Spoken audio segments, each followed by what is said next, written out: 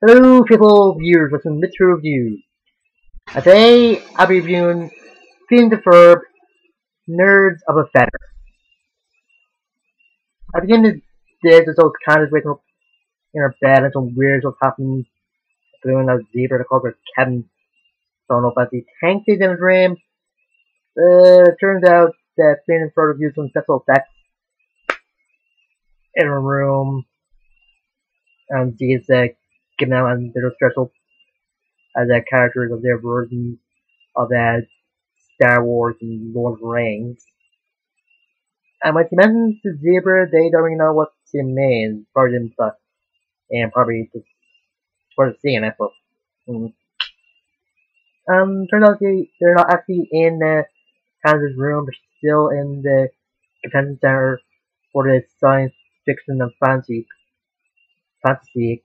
convention. And they're planning to meet their favorite special effects artists or whatever, or I don't know what it's called, Mark Gaiden or something. Again, actually that's the name. When they run into Erwin, the kid with glasses that keeps documents of in Ferb's adventures or their inventions, and his brother, they get caught up in sort of a nerd war. Because the people that like the space movies, they're called Fleckies, and the ones that like the fantasy movie, which are called Tinkies, they don't see eye to eye, and they both think that their movie is better. And it's a little bit 1 year since Balzeek is the leader of the Fleckies, and Buford is the leader of the Flinkies. And I find that funny that Buford is actually like something like this, because he says that it seems the thing seems a bit nerdy, but he actually relates to the character in the new series. It's a little bit funny, but whatever. With Dismers and Perry, Dismers actually kidnapped the executive producer to give him a pitch for a show called Juice and Puss. Puss. Puss. I don't know if you saying it right, but and he has to sound gross. Or gross anyway. It looks with Perry being an amateur magician, framed for crime didn't from there, and Dude versus the rogue being there from the future or something. They have a own talking robot or something. They see that the mayor is a vampire, and they try to sneak in by Perry doing some sort of magic trick to a box and cutting, or different cutting on half. The vampire mayor is able to see through it, and was released to some ninjas. And then when they get put into somewhere and see the mayor, Doomer thinks it's the mayor that put him there, but actually the real one. Yeah, he's in it, yep. And when you get to the final part of the pit, the vampire mayor actually turns into a monster, and the executive producer says it's just lazy putting in a monster for any reason. But then it's the monster that Phineas and Ferb made with their special effects are the hero. They get the Flex and Tinkies to work together, and he says it's good. And the producer is actually voiced by Seth MacFarlane, and I think this is how we got Fox to put on a Family Guy or Rick Dad. I don't know which one would be crazier. Yeah. And that producer actually likes the idea of the show and different things he's gonna move to try to area thanks to it. When he thinks of it, putting in a girlfriend for the platypus, Stuart says that he's the one to sell out and the guy doesn't even know these characters and it goes. And the interesting thing is that the crazy thing for that the idea of getting Perry a Platypus girlfriend. So people thing.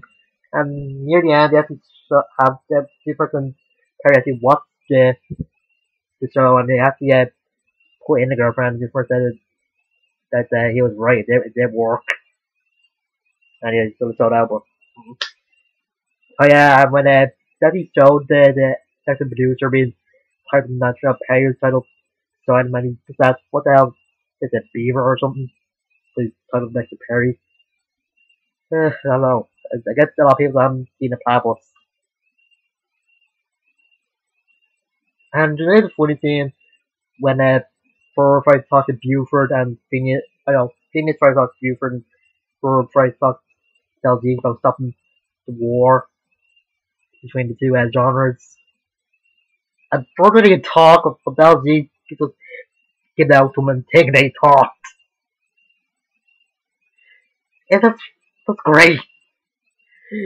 So yeah, and Candace is at the convention as well, and actually dressed like a Ducky Momo, some duck like kid show.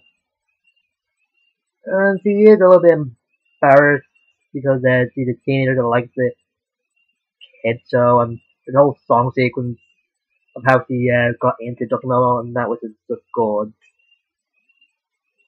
And some people actually said, or some characters actually said that it's lame to like Ducky Momo. And when Jeremy's sister Susie will see that the Ducky Momo costume that Candace, and then just takes it after twice. And the first time Jeremy actually run after her, but the second time he didn't actually end up in this boot that's not seemed a bit scary for like a 6, 8-year-old. I don't know what age Susie's supposed to be, and just runs off. But after Candace actually found out that the monster's gonna be in for him, actually flagging the techies and tankies on how they plan on they're taking it down with like big laser guns or dice. He actually puts it actually gets it away within some word, but actually being sort of turned off. But whatever. And everybody actually congratulating her for taking the monster out. But when she reveals herself out of the costume and says like, "Look, Momo," everybody just calls her a loser. Well, kind of funny. I just put mask on, and Jeremy gets to see her, and he just admits that Big Mama probably isn't as lame as he thinks, and then Sue just comes up and hugs Kansas' leg while she's in the costume and says that she loves Big Mama. And Kansas has a little smile on, saying that Big Mama loves her as well. So they might have something to connect with it whenever Kansas is with Jeremy, so I'm gonna be as ruthless with kind of at some points. So let's see. Oh yeah, and the song when the two franchises are about to declare war, it was good. It's kind of ironic that they're fighting, even though they're singing the same words in the song. So whatever. But yeah, just that when they're just about to charge each other, kind of actually gets shows up when she tries getting this to this panel of selling some Ducky Momo stuff. I just stopped and just was there looking at each other like, what the hell is going on? And see this walking across while the quacking noise keeps going off when he's walking. It was funny. And then just continue charging each other, and you think they're gonna fight with fists and that, but they're only fighting with lasers and making it sound and dice taking down somebody else's hit points or something. It's just great. It just sounds a real nerd. Oh my god. I mean, at the end, it just together, just saying that they can work together, and it doesn't matter who which movie's better. They just get along. And Aaron actually passing away his brother. And I kind of like it when Baldy or Buford said that maybe someday Baldy can teach him how to use a ray gun, and Baldy said that Buford can probably teach him about how to use one of his weapons, but Buford said it's a trade secret. It's good. Then the scene for the special effects hero said that they're very good, the special good, and he's in Blurry Man. I'm just getting the card in case they ever thought of getting into special effects. But for that, he always wanted to be a director, and turns out the special effects guy wants to be a director as well. And the end credit scene is just the Ducky Momo theme, I think, but whatever. And the episode just ends there. This is a good episode, just showing the violence in a convention. I don't know if there really was any fights between Star Wars and Star Trek fans, or Doctor Who and Star Wars fans, or Doctor Who and Star Trek fans, or whatever. But there was, I think they captured what might be best in death. It isn't gonna be any a fit being pulled, just either talk or pretend to shoot a guy, or pretend to hit a guy with a lifesaver or something, or just verbal abuse with a Doctor or something. It's just good to see. The stuff with Judas Mercer is good, so that he might be a evil villain or something like that. I don't know how to describe him, but he's not a sellout, and he does have some standards when it comes to his creations. Well, TV ones, I don't know about his natures, but whatever. Some of the characters goes on the fears he has when he's just afraid that somebody might find out he's at the convention. Even to her mother, her best friend, to Jeremy, where he's gonna be just a little bit embarrassed, he doesn't still like the character. And a lot of people can sympathize with that, or even understand it. This is a good episode.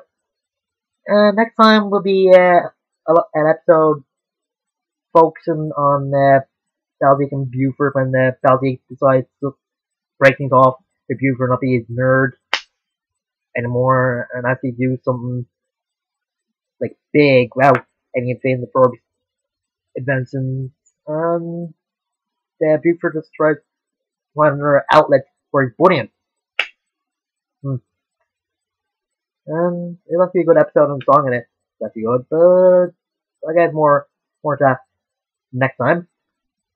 And till next time, I'm Mr.Who. I'll see you guys later.